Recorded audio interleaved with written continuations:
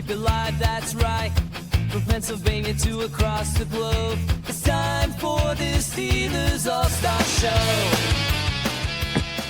Welcome to the Steelers by the Lake podcast. My name is James Strong, joined once again by my co-host Cody Tanner. Cody, how are you on this snowy Monday evening? Snowy Monday evening, and it's a loss Monday evening. Haven't been on the show in a little bit. It's just sad. It's a sad day to be a Steelers fan. My cat is next to me saying, "Hey, this sucks. I'm here with you." For those of you not watching on YouTube and just listening, it is just James and I today. No Nick or Jill from Ohio. OG Cast is back at it, James. That's it. That's it. They lost their voices yelling at the game, and I don't blame either one of them for it. Yeah. I wasn't about to lose any sleep over that game. I'll tell you that much right now. So not doing the greatest in the sense of football terms and trying to enjoy a football season. But overall, James, I am well. How are you? I'm doing well also. Yeah, I don't let the way the Steelers play affect my attitude and my spirit throughout the day. You know, like that's not a thing. Does it contribute to my happiness when they do well? Yes. When they play poorly, does it put me in a sour mood all day long? Absolutely not, man. I don't let things get me down like that. That's not an option for me in life anymore. Nope. No, I'm with you. It's definitely upsetting to come in here to talk about it, though, to have a podcast, to have a platform, and then have to discuss how horrific that game was. It's kind of annoying. It's kind of upsetting, but it is what it is, and we're gonna make do, James. We're gonna talk about this the best way that we can, and try to find any glimpse of hope or bright side of this loss. Again, Pittsburgh Steelers. 25-10 loss. We're going to get into all that. We have this regular Steelers news and roster things that happened before that we'll discuss. The big things here: Trey Sermon was promoted to the 53-man roster from the practice squad. Mark Robinson was also elevated. You guys discussed that in the pregame show. Nick gave a good shout that I loved Mark Robinson. He's not wrong. Dude's a thumper. So he was elevated for game day. And then DeMarvin Leal also signed to the practice squad after being let go. So that was a move you kind of expected them to make. But big thing there was Mark Robinson, the special teams aspect. Same thing with Trey Sermon. I don't even know that either of them registered a stat. I don't know if you know that off the top of your head, but I know I noticed Trey Sermon on teams, and I noticed Mark Robinson on coverage units as well.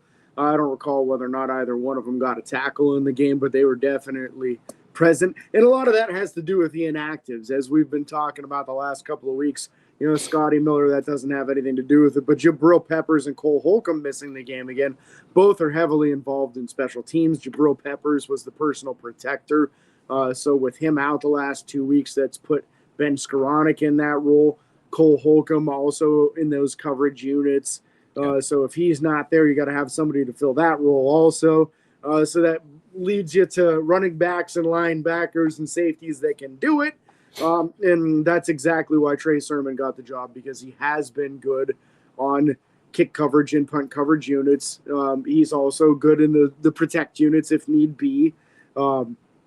Mark Robinson over the years has been a very good kick coverage guy. He's forced a number of fumbles. And then the other inactives for this game, you go to Isaac Seumalo. So the pectoral injury, still not healthy enough to go.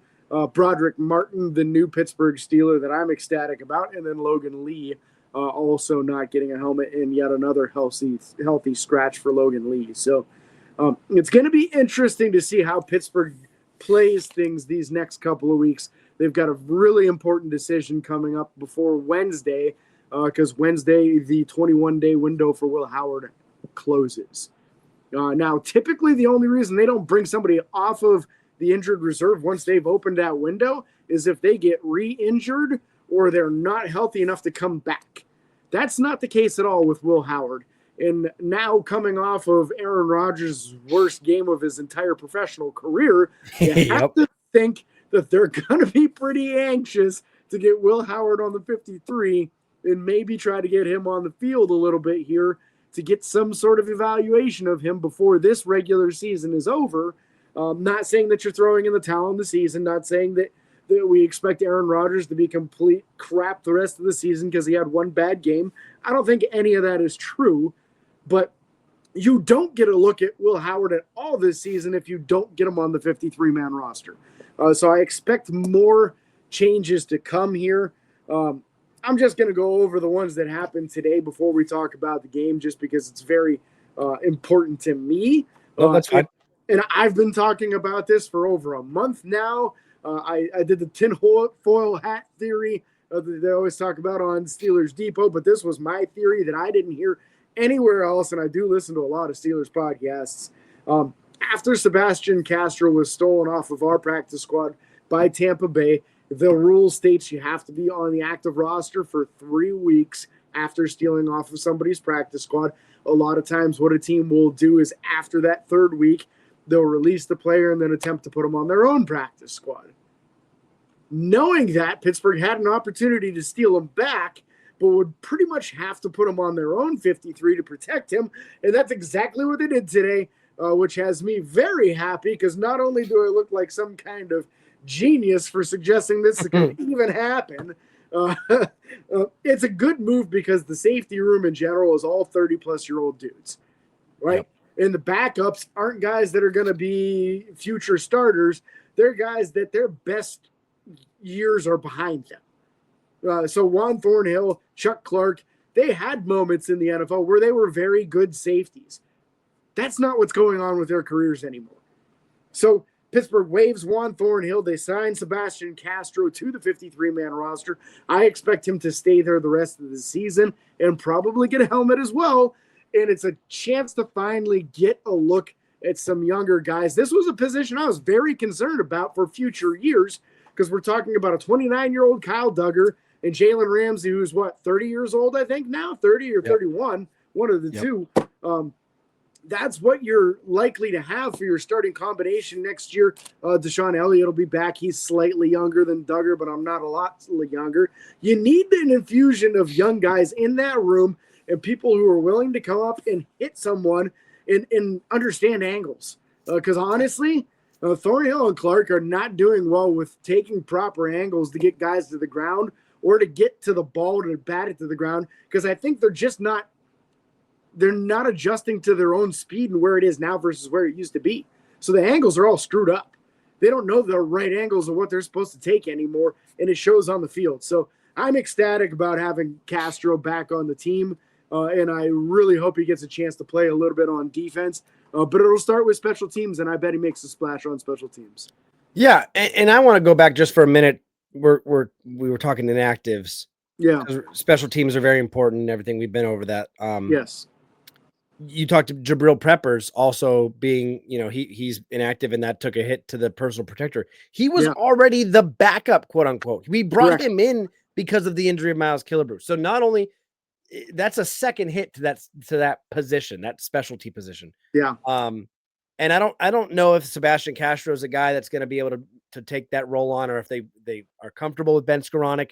I don't know what that's going to look like, but the fact that Tampa Bay went through their process with him and got rid of him and Steelers immediately brought him back tells you everything you need to know. They could have easily said, okay, hey, we lost a guy.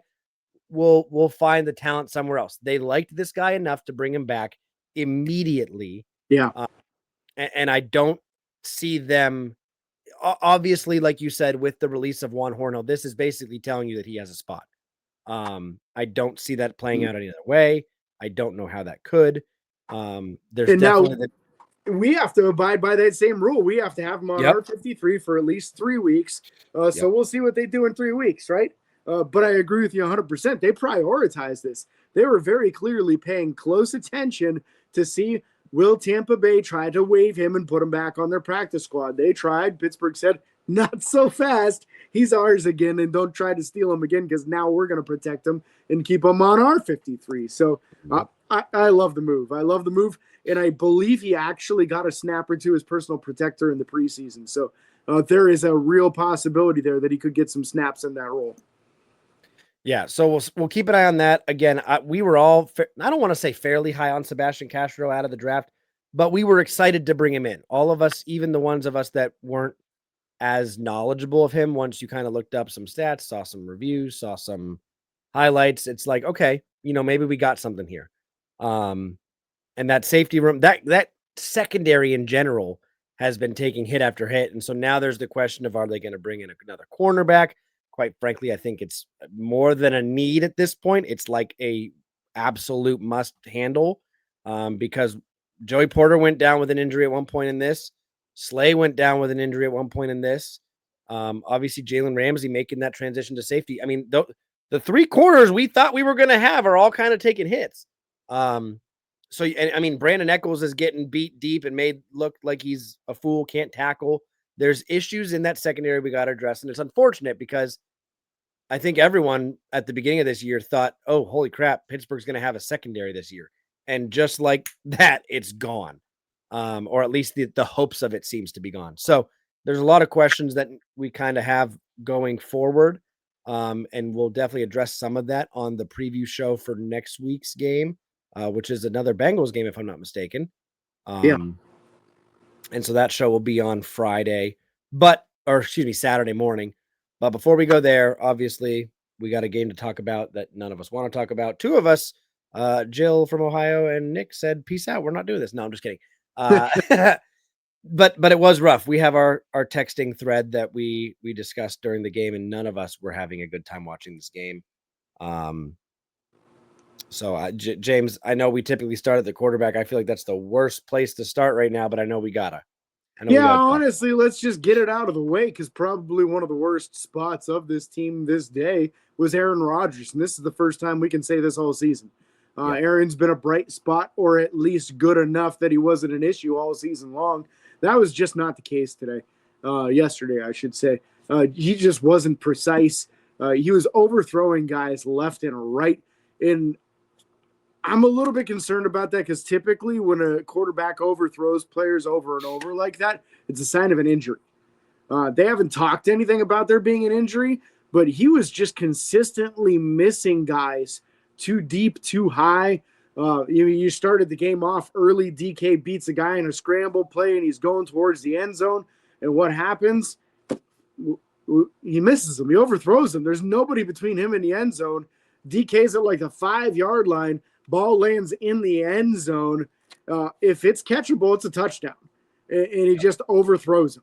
And it just, it started off with frustrating plays after frustrating plays. The very first offensive play of the game, Andres Pete got the start at left guard, and he false starts on the very first play. Yep. Talk about setting a tone in a negative manner, man.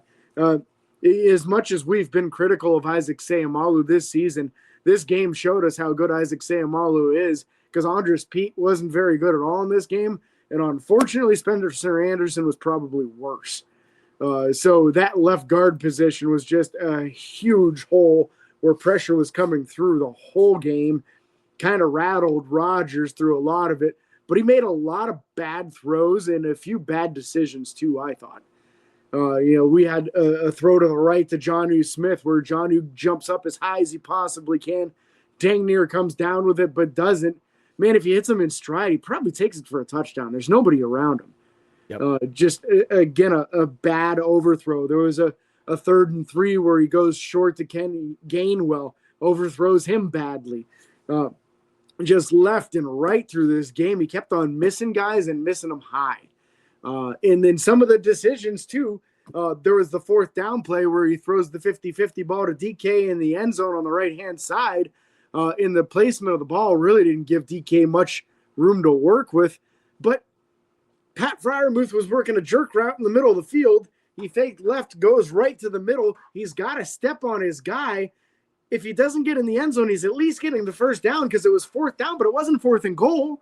There was still a first down that could be had between where they were in the end zone, and Pat was easily going to get the first down, likely would have gotten the touchdown too, but he was just so preoccupied on, I'm going to DK no matter what on this play.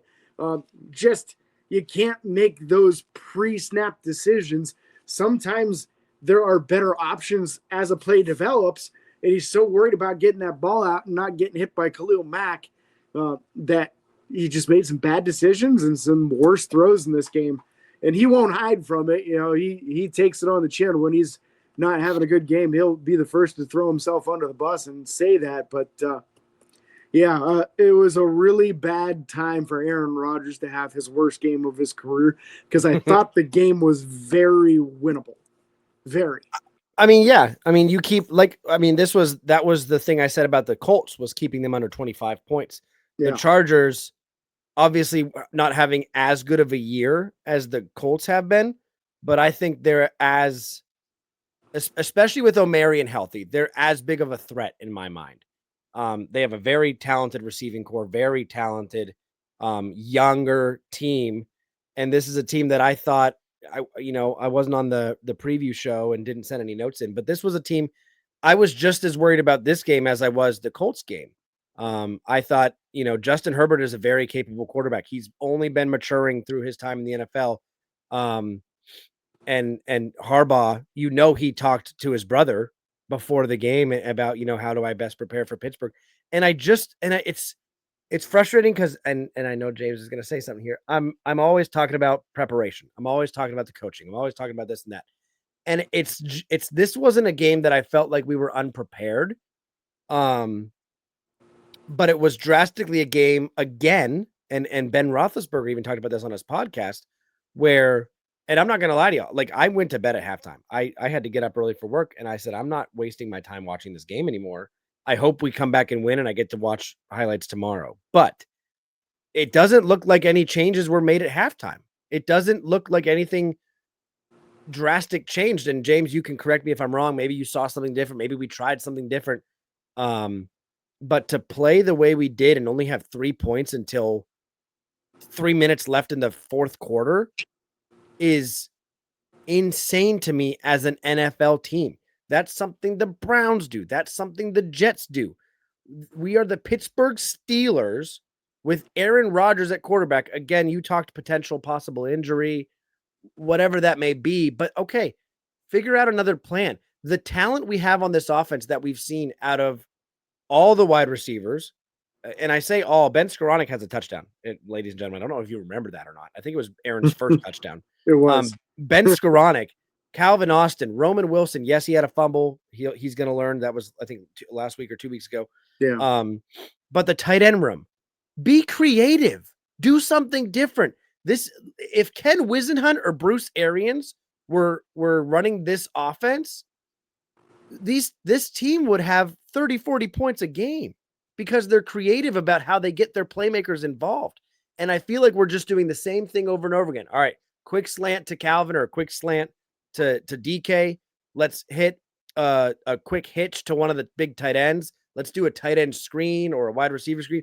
We're not, or it's throw the ball down to DK over the middle or deep side of the field and give him a jump ball. That's not creative in my mind.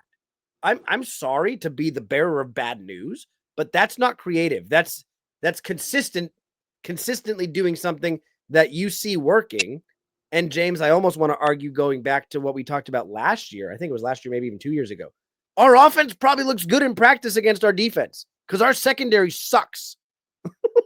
like they think this stuff works and it's not. And I hope to see some changes moving forward. There's just too much dang talent, especially in that tight end room, to not get those guys involved. We had one game where they got 4 touchdowns and it's like, oh, we can't do that again. People are going to start expecting it. Who cares if they can't stop it? That's like the tush push, man. Philly's going to run it every time and you're never going to stop it. So I don't know. That was a little bit of a rant. I apologize. But again, you're good. Going back. It's a rant game. Let's be honest, man. Like the offense sucked in this game. In the part that was frustrating for me is that like a lot of national media coverage said, Pittsburgh's got to go out and get a wide receiver too. They got to go get a wide receiver too. And on this show, a lot of us have been saying, hey, Calvin Austin's fine. Roman Wilson's fine. Let these guys go. I'll tell you what, who else had one of their worst games of their entire career? Calvin Austin. Calvin dropped everything thrown his way this game, including one of them that hit him in the chest, bounced up in the air, and then got picked off by Dante Jackson because it fell right in his chest. Like, You can't sustain drives if your wide receivers don't catch the dang ball. Yep. This game was an awful game for Aaron Rodgers. It was almost as bad for Calvin Austin. One of those interceptions is squarely on his shoulders. And that's twice this season now where an interception on Aaron Rodgers is 100% on Calvin Austin. That's a bad sign. He picked the worst game possible for him to put up such a horrible performance because everybody's coming off to saying, man, Pittsburgh really should have got a wide receiver. They really should have got a wide receiver. And then those of us like this show, we're like, no, Calvin's fine, man. He's better than people give him credit for. Well, he sucked in this game. Yep. Calvin sucked in this game, man. And honestly, one of my takeaways from this is it's time to give Roman Wilson more targets because Roman isn't dropping the ball. Nope. Other than that fumble, but yeah, he's catching it. Yeah, he's catching the ball. He's completing the catch. He's getting yards after contact. I mean, there was one in this game where he threw it to the sideline to Calvin and he couldn't get his feet down. And it looked like he had plenty of room to do it. Caught the ball, can't get his feet in. It's a basic thing for a wide receiver, man. Like, he's not getting a lot of this done. And they're not even using him in gadget ways. Like, a guy that fast, you ought to be able to do some end arounds and some reverses and some fun stuff like that with him. You're not doing it.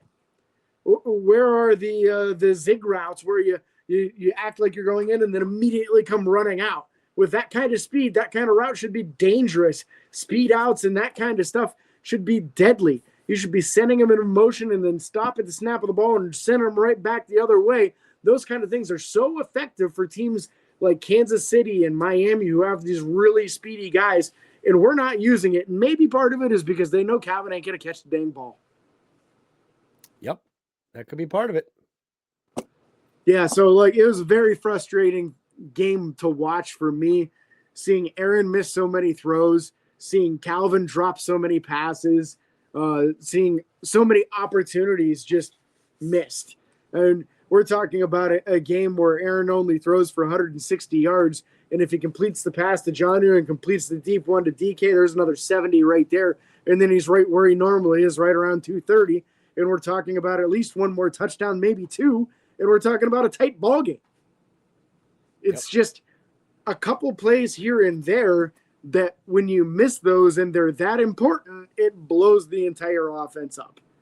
And it ends drives. It ends drives. That's the biggest problem. When you make stupid mistakes like this, it ends drives, plays on third down and fourth down where you're making poor decisions or just not completing the catch, not getting your feet in bounds, not bobbling the ball up in the air and letting an easy interception go to the defense. These things just, they're not acceptable.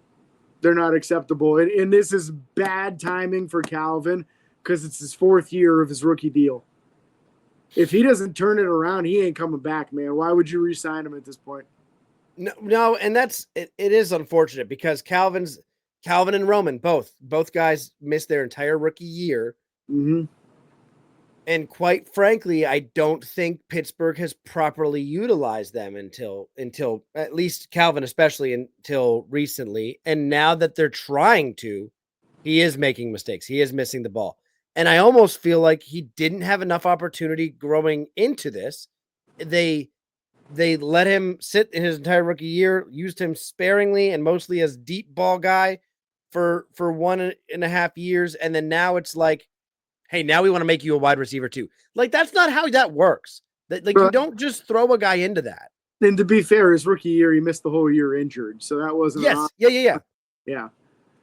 But I mean, even last year and the year before, it's like he wasn't a number 2 receiver, even though that's what we wanted him to be. He was like a number 4 at best. Yeah, and they kept on bringing in these slow veterans that weren't going to make any kind of difference on the team, like Mike. And weren't going to grow. Van Jefferson, and he's not getting snaps because of these guys.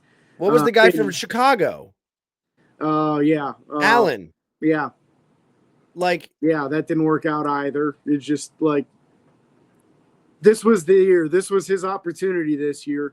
And now he's got, 7 games left to prove it?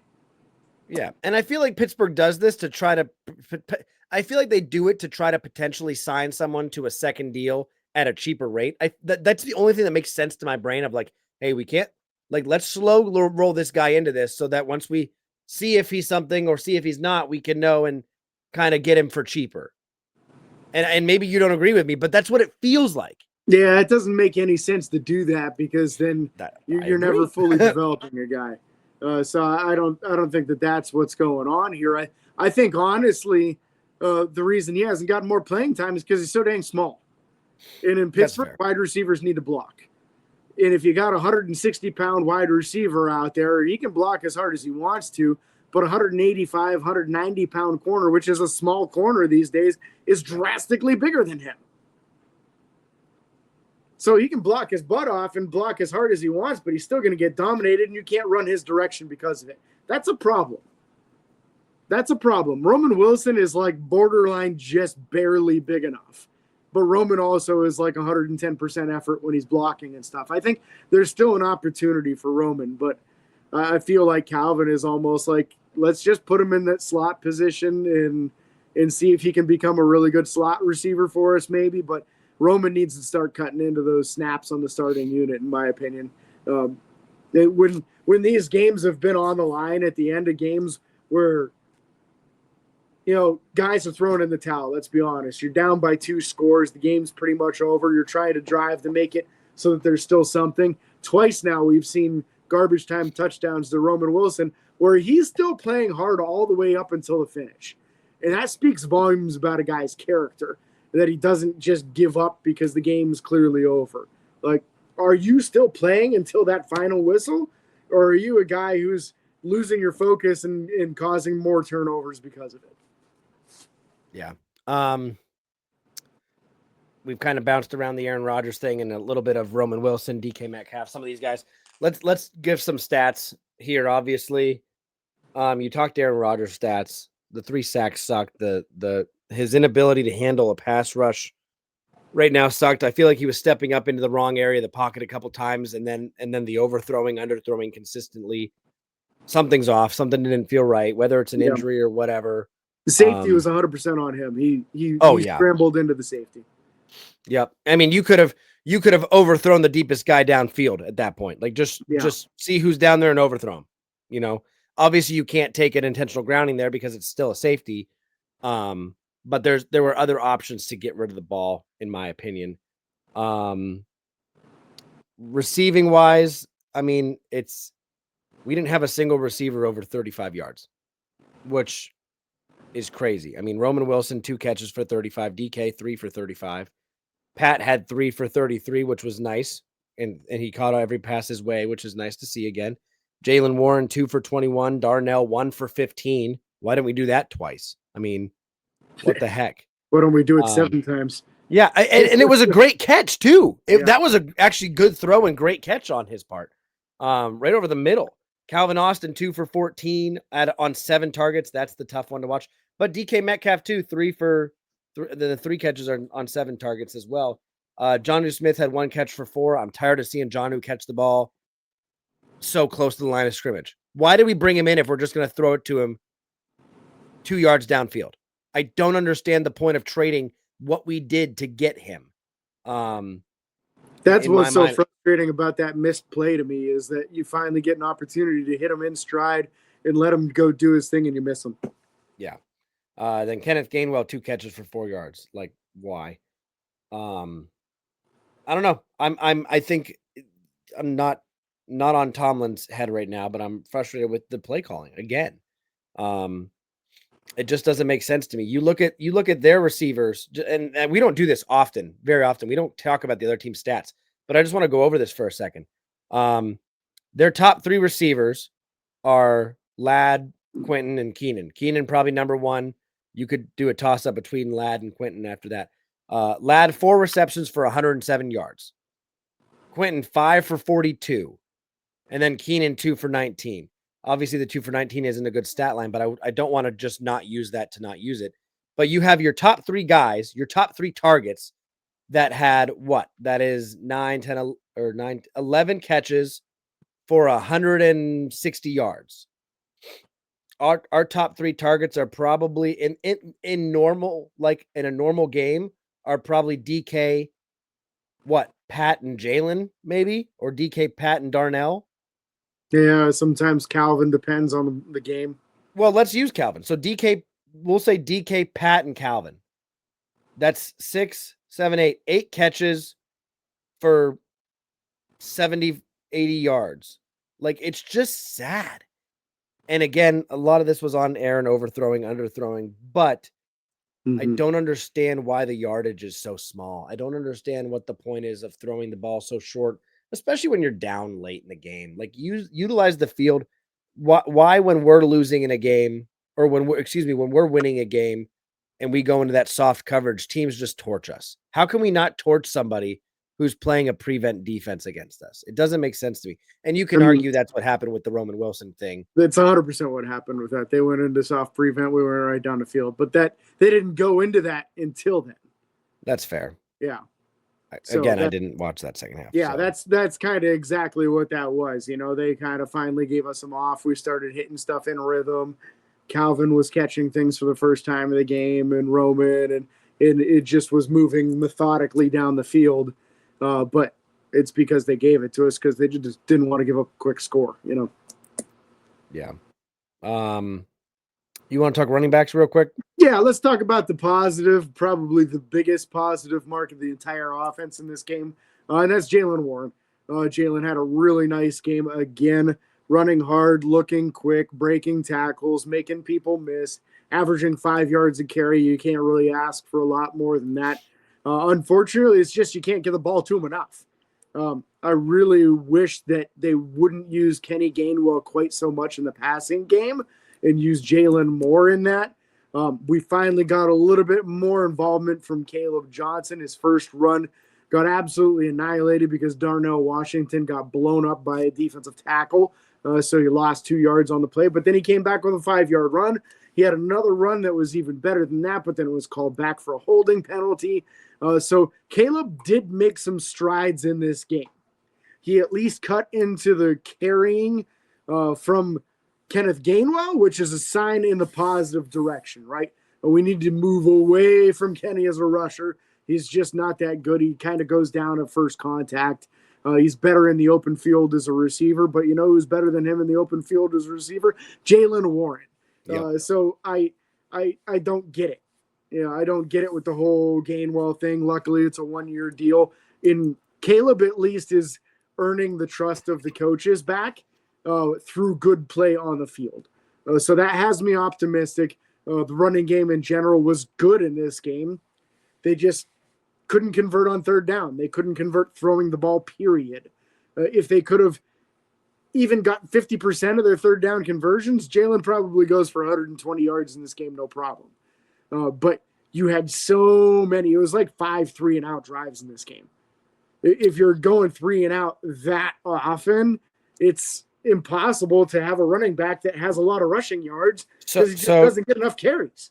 Do you want to include the time that we went 4 plays and got a field goal as a 3-and-out or no? It's not a 3-and-out because a 3-and-out is punting the ball. Punting. Okay, so you have one. I'm just curious. No, I wasn't counting that. Redundant work. I know this from another podcast. So. Oh, okay. The safety was 3 plays and out, but yeah, it's frustrating. The one thing I was gonna say briefly here, where'd my stat go that I was looking at? Oh shoot, where'd it go, James? Right here. So a couple things that stand out to me with the run game too is, I mean, we had successful run game. So yards per rush, we were at 4.6. We held them to 3.7. So that was a success. The crazy thing to me is processing how the spread looks in the sense of, where's the number? Yards per play. Guess how many more yards per play they average than us? No, probably at least twice as much. You think? You know, now that I think about it, Herbert didn't throw for that many yards. He only had like 220. They didn't have a lot of rushing yards. So they had a couple big plays. They had a couple big plays. Yeah. 0.2. Yeah. They converted drives. They sustained drives. We did not. And that's it. So the third down conversion, we were 2 for 11. They were 6 of 17. Yeah. And 6 of 17 isn't that good. No, it's horrible. Honestly, the Pittsburgh's defense in this game was good. The secondary was a lot better than you were giving them credit for earlier in the game. They had one of their better games in this game. But in the end, the offense was so pitiful that it didn't matter. Yep. Yeah, I mean, so I'm just curious. Let's keep talking, and we can even move to offensive line if you want. I am curious to look at something while you're doing that, though. Yeah, so like offensive line wise, I felt like too many mistakes. Left guard was just atrocious all game long, whether it was Andres Pete or Spencer Anderson. They split time at the left guard position. Neither one of them looked very good, giving up quick, easy pressure. Andres Pete looked like he was very susceptible to bull rushes. Spencer Anderson, very susceptible to really any pass rush move. Both of them a lot better run blockers than they are pass blockers. So just kind of a bad outing for each of them. In a lot of the pressures, the offensive line was pushing people up the arc, and then Rodgers would step forward, and they just went to right where he would step forward. It's like they had watched enough film to know that when he feels pressure, here's where he goes to escape, and they just went to where he goes to escape, and that's where they sacked him at. Yeah. Every time they've scored over 20 points outside of one divisional game, they've won. Pittsburgh we're talking about? No, Chargers. Every time they've scored over 20 points. All you had to do was hold them under 20. Yeah. And then the offense needed to score 21. That's 3 scores. Like it hurts for my brain because I was spoiled rotten growing up watching Ben do his thing. Yeah. And I don't realize how spoiled I was until now watching this. And I feel so bad for people who are Browns fans and everything and having to watch all this struggle. I'm not used to this. I'm not used to this depth of struggle to put up points. Like, yes, we still lost games. We fucking scored 37 points. I apologize for the language. But like, listen, I would rather see the offense. That's not true. But I was going to say, I'd rather see the offense put up 30 points and us struggle to stop somebody, but that's not exactly true. Yeah, that didn't go well either. No, it didn't. You know, losing to the Jaguars in the freaking playoffs, like, and we put up 35 points on their head and we still lost. It's just crazy. To the earlier this season too, same thing. Yeah. We scored plenty of points, just not enough. I don't understand the inconsistency. I guess that's my struggle. I don't understand it. It doesn't make sense. I think that's the most frustrating thing for me is that the defense is finally playing really good football. In this game, honestly, the defense did their thing. You know, they kept the running game less than 4 yards a carry, which typically if you do that in the NFL, you're doing well. Herbert's carved up a bunch of people, minus a couple of big plays in the passing game. They really kept the offense in check throwing the football. I mean, Keenan Allen is 2 for 19. His second catch was a shovel pass just to get him to break the record for the Chargers because the game was over. That's not even a catch. They basically shut him completely down in this game. And it wasn't any better for Quentin Johnson. He only caught half the balls thrown his way. So Ladd McConkey was the only guy that really had much success. And of the 107 yards he got, most of it was on the 58-yard catch, which Eccles was all over him, just didn't tackle him when he caught the ball. Yep. So it's just, honestly, like the defense I thought was good enough to win this game. That's the most frustrating part to me is that the defense played good enough football to win. The offense was pitiful. The special teams wasn't much better. We're not going to let them get off the hook. Let's be real. The special teams had a bad game for Pittsburgh too. Anytime you muff a punt and allow the other team to start at about the 20-yard line, you can't expect things to go well. And the defense still only gave up a field goal on that drive, just saying. Mm-hmm. Yeah, and that just leads to exactly what we were saying. The defense had a pretty good game. Yep. They really did. Some pass deflections. It's honestly, I feel like the adversity that the secondary has gone through this season has led them to the formula of what their best secondary is. And their best secondary is Ramsey and Duggar at safety. Now, I think when Elliott comes back, Elliott might be a little bit better than Duggar, but that's neither here nor there right now because he's on the IR and he may not even come back this season. So that might not even factor in. But Joey Porter's been good. He drops an interception in this game. That makes a big difference in an outcome in a game. You got to make those turnovers happen. He jumped the pass. He hit him right in the hands. He should have caught it.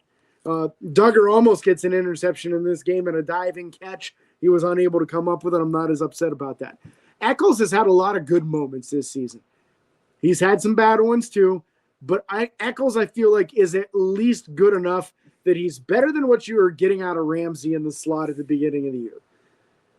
James Pierre has had 11 times his receiver was targeted. You want to know how many pass breakups he has on those 11 targets, Cody? How many? 6. James Pierre is playing some shutdown football right now at corner, and it's probably time to give him more snaps. And it might be just out of necessity that it happens this week, because a lot of times when a guy gets a concussion in a game, they're not ready for the next game yet. So we might be looking at this upcoming game versus the Bengals with a starting combination at corner of Joey Porter, Brandon Eccles, and James Pierre, and they might actually be the best 3 corners on this team right now. You're not wrong, James. You're not wrong. And that's very concerning. Injuries might have forced us into the best combination. And if these guys can play well against Cincinnati and at least just not get torched, keep the game close, don't get torched, allow the offense to actually keep it a close game, you might find a situation where Darius Slay isn't playing so much the rest of the way. That's true. I don't care how much you're paying him. I really don't. If James Pierre is a better corner at this stage of the game, then that's who you put out there. And I wouldn't have said that about Pierre at any point in time in his career before this year, but it seems like at 27 years old, he's put it all together now. I mean, there was a play in this game where Pierre tackled the guy 2 yards short of the first down, picked him up and slammed him like it was a suplex in WWE. And everybody's looking around waiting for a ref to throw a flag, and it was a perfectly clean play. It was literally 100% textbook of how you were taught to tackle someone. You drop your hips, you explode through, you wrap around, you pick them up, and you slam them on their back, and that's exactly what he did. It was a beautiful tackle, perfect form tackle, stopped them 2 yards short of the first down, and they ended up punting, I'm pretty sure, on that drive. We're seeing through play on the field who should be on the field. I just looked up a stat that I'm very curious to know what it, I feel like it's not a stat that's studied very often or discussed, but I am curious to maybe dive into this moving forward in the season and kind of just out of curiosity see what the best teams are and the worst teams are. Guess what their average on their scoring drives, guess what their average yards the ball moved on those scoring drives was. Now, I did one math that included the safety because that's technically a scoring drive, but I also did one that doesn't because that's not fair, quite frankly. So are we talking the Chargers scoring drive? Chargers scoring drives, field goals or touchdowns. Guess what their average yards per drive was on the scoring drives? Let's say 67 yards. 42.4. Yeah, it's probably a little bit skewed because of that one punt muff. Well, it's also skewed, but that's my point. That is because that's how good a field position we gave them consistently with turnovers and stuff like that. Their offense didn't have to try. Their offense had to move the ball 42 yards to score. Yeah, so I mean, to be fair, in that we're talking about a 59-yard field goal, so they obviously didn't go very far on that drive. Yep. And then a field goal on a drive where they started at about the 20-yard line, so they didn't go very far on that one either. So I would say probably the touchdown scoring drives were the long ones, and those ones were all extremely short. The touchdown ones, as you're saying? Yeah, I'm going to say the touchdown drives were probably a lot more than 42 yards as to where the field goal drives were next to nothing, really. Their first touchdown was 38 yards. Mm-hmm. The second one was 90. So there's your average of what, 60 roughly? What kind of where you were looking at? So yeah. It is an intriguing number to look at and kind of vary that around. I am like, average length of field goals. There's a lot to dive into that. That's very my intellectual brain is ramped up right now. But this is why turnovers are so important in a game. We talk about this all the time, right? Pittsburgh didn't force any turnovers, but they committed 3. So you're giving them short fields, which is allowing them to score without having to have long drives. Did they count? Did they count the safety as a turnover technically? Correct? Or is that not even included?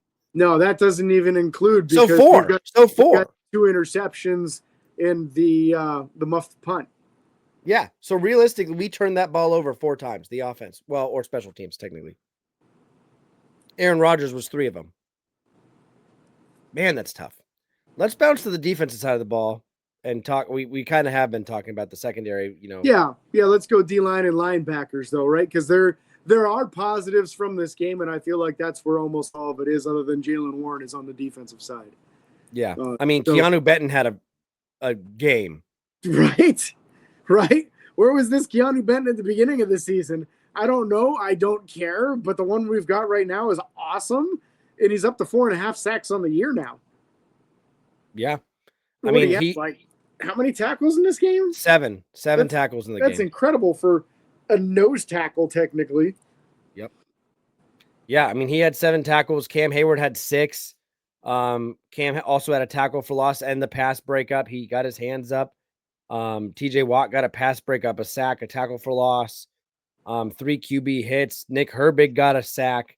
And then obviously Alex Highsmith with the 2 sacks in this game. The entire defensive front, those outside linebackers in that D line were getting involved. Yeah. I think the most impressive thing was the lack of Y.A. Black. We saw him pop up early, and then we kind of didn't see a whole lot from him the rest of the game. But other than that, those guys showed up. Those guys balled out. Those guys played. We had 5 sacks as a team. Yeah. I'm curious to know the number. Again, yes. I'm curious. Again, my statistical brain going off. I'm curious to know the number of teams that have lost when their defense got 5 sacks, because I feel like that's a lot of sacks. Yeah. So, yeah. And in previous games this year for Pittsburgh, we had 5 or 6 sacks against the Colts, and then the same thing against the Patriots too. And those were two of our bigger wins on the season. So yeah, I would say that's probably a rare thing that your defense has that many sacks. I don't want to not mention Derek Harmon. He had 4 tackles in this game also. Just that defensive line was stout in this game. They got penetration. They got tackles versus the run. They got after the quarterback. 2 sacks out of Alex Highsmith again. This is back-to-back games for 2 sacks for Alex Highsmith. He's the first Pittsburgh Steeler to do it since 2017. James Harrison. That's right. TJ Watson never had back-to-back games with 2+ sacks. Isn't that nuts? That is. And in case you're wondering, the statistic for Steelers when sacking an opposing quarterback 5 or more times, they're 143, 32, and 3. Yeah. So there's your stat line. Yeah, out of 180 games, only 30 times did they not win. That's it's a pretty good indicator you're having a good game. So yeah, and that's why, as frustrated as I am coming out of this game, because we've seen the offense do very well this year. Twice this year, we've seen Aaron Rodgers throw 4 touchdown passes in a game. What they did in this game was very atypical of what they've been doing this season. But that's what makes it so frustrating, is because you've seen them do it already this year. So to lay such a goose egg up. And what makes it sting even worse is that the defense seems to finally be getting in a groove. The defense is doing their thing. They're getting turnovers. They're getting sacks. This game, they didn't get any turnovers, but they did get after the quarterback. They did get some pass breakups. They did keep these wide receivers from really dominating in this game. Ladd McConkey had a couple of plays late, but other than that was not much of a factor in this game. And it doesn't matter because the offense is pitiful all game long. Yep. So, yeah, I got to say, give your credit to the defensive front. Cam, Keanu, and Derek just had a great game. The pass rushers, that trio of Watt, Highsmith, and Herbig, 4 sacks out of the 3 of them. That's tremendous. Benton, again, like we said, got another sack as well. Middle linebacker play, Patrick Queen got a ton of tackles, 12 of them. No splash plays out of him. Peyton Wilson did make a lot of plays, another 7 tackle game. But one thing I didn't care for in this game is there was a lot of Malik Harrison, especially on first downs where they thought it might be a rundown situation. And a number of times I felt like he just didn't have the speed to get to the play, whether it was trying to chase down somebody in a pass play or get to a running back who was trying to get to the outside. He just didn't have the speed to do so. So I don't want to see that anymore. Stop taking Peyton Wilson off the field on defense. The guy might be your best. I think he is the best middle linebacker on the team, honestly. I think he's better than what Patrick Queen is at this stage. Yep. Stop taking him off. I get it. He's not like a 270-pound thumping middle linebacker. Guess what? Our middle linebackers that are thumpers are getting exposed because of the lack of speed. So get Peyton Wilson out there and let him do his thing, man. Yep. I couldn't agree with you more. You want to bounce to special teams?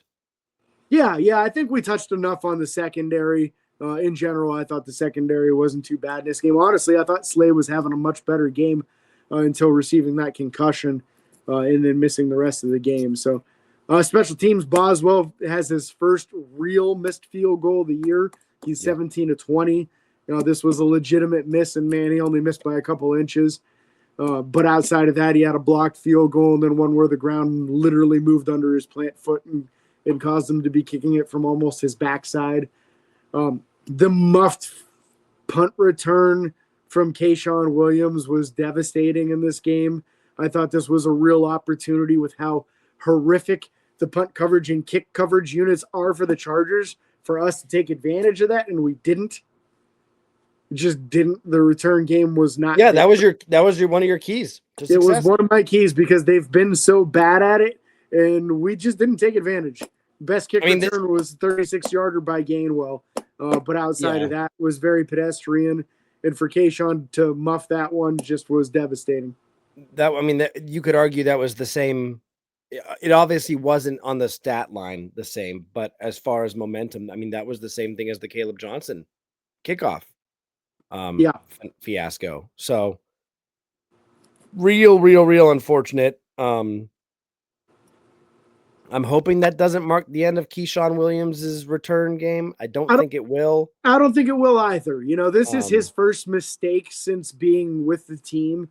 So I don't think, it's a different story if you're running the ball, you're carrying it loosely, and you fumble because of it. It's different when it's a lack of effort. He tried to make a play so that he could return the ball when he probably should have just let that one go. It was just too far away from him. He couldn't get to it. It was really moving all over the place. The way it was kicked was unorthodox. It was kind of like a knuckleball the way it was coming down. I think they would have been less upset if he didn't field that one and let it bounce and it rolled 10, 15 yards than trying to get it in a situation like that and then muffing the thing. Yeah. So, I think he'll get another shot at it. Yeah, somewhere else I want to take another shot is the Edinburgh Hotel Bar. I need to go get some food eventually, James. Yeah, we're more than due for that. Supporters of Steelers by the Lake include the Edinburgh Hotel Bar at 100 Meadville Street in downtown Edinburgh, providing a variety of lunch and dinner items every day, along with full-service catering and private party accommodations. Details are available at 814-734-5103 or online at edinburghhotelbar.com. Edinburgh Hotel Bar. We're looking at the menu there, man. Everything looks good. Those dinner entrees, that New York strip, beer battered cod, chicken and biscuits. I could go for pretty much all of that right now, in case you were wondering, James, because I am hungry. But that's okay. We'll eat later. Hopefully eat a dub next week. Special teams, all the things. There's injuries. Obviously we talked about the Slay injury. That's the concussion one. I think he got hit by Jalen. No, he got hit by Duggar. He got hit by both of them. That's true. And it was a double whammy. I think Duggar got him first and then Ramsey afterwards. And he did not make it off the field under his own power. He had a little bit of help there. So I kind of expect Slay to miss this upcoming game, which is unfortunate because it's an opportunity for him to prove himself that it was just a fluke versus the Bengals and he's a better corner than that. But Pittsburgh's probably going to have to make a move to bring another corner in for this game because you don't want to go into it with only 3 actual corners. So we'll see if they pull somebody up from the practice squad or if maybe this week Asante Samuel Jr. is supposed to be coming in for an interview on Wednesday. Maybe they make an offer. Maybe he looks good. Maybe they throw him out there on the field too. I would like to see it personally. Yeah. There's a lot of things to kind of be excited about and a lot of things to be stressed about right now to be a Steelers fan. Got to look for some more consistency on both sides of the ball. I mean, you have the defense not be able to stop anything one week and then get 6 turnovers the next. And then you have the offense put up 30 plus points and then struggle to get 10 the next week. And so I think the big thing that hopefully this coaching staff instills in these players right now is consistency and guys doing their job. Again, Aaron Rodgers hits a couple of those passes. This game is drastically different. So Mhm. I don't want to sound like, abandoned ship, but the ship's taking on water. If we don't figure out how to best figure it out, then it's going to get time. So we'll see what happens. James, any last words? Just I think that I would caution people from being too low after this game. It's reasonable to be disappointed because Pittsburgh just didn't play that good of a game. That being said, this offense has looked better pretty much every other game that they've played this season. And we're about to go up against the Cincinnati Bengals defense, who might be the worst one in the entire NFL. So it is reasonable to assume that Pittsburgh's offense will play better. And I think the defense has been playing a lot better the last few weeks since they did play Cincinnati. So we're going to touch base on all this on Saturday. Hopefully we'll get both Jill and Nick back to join us on that show. But look forward to hearing from you folks in the comments. Go ahead and express your frustrations. Who do you think had the worst performance in this game? We got to do game balls, Cody. I forgot about that. We do got to do game balls. We got to do game balls in this. We didn't get game balls from Jill and Nick. I forgot to ask them about that. If you had to give a game ball from this game, who are you giving it to? Honestly, I'm giving it to Jaylen Warren. I think he, an average of 10.5 yards per catch on the 2 catches he has. He's always fighting for extra yards. And then the 5-yard average a carry is much higher than the league average. League average typically around 3.5, little over. And so, Jaylen Warren came out. He's always playing tough. He's always picking up pass rushing, and Jaylen Warren easily gets my game ball, even though not a drastic impact on the score. But he's always out there giving it all. Yeah, the real only true bright spot on the offense. I did think Pat Frymuth had a good game too, but there's only so much you can do when you're relying on other people to get you the ball. Jaylen, just fantastic game. For me, I don't want to be that boring guy that says the same person week after week, but I can't not give it to Alex Highsmith after getting 2 sacks in a game once again. Yep. So he follows up a great game versus the Colts with a great game versus the Chargers. Let's see him keep this ball rolling. It was only 3 or 4 weeks ago we're talking about why is Nick Herbig not getting more snaps? Why is Nick Herbig not getting more snaps? If there's one person that definitely heard all the critics out there, it's Alex Highsmith, because back-to-back weeks with 2 sacks is just tremendous for him, and I love to see it. I feel like there's a few guys that could really get shout-outs on defense, but I felt like he had the best performance of all of them. Yep. No, I'm right there with you, James. If you guys have a game ball you want to let us know in the comments section on YouTube or DM us on social media, we'd love to talk about it. I also want to give a very small shout out. I shouldn't say small. It's a decent shout out.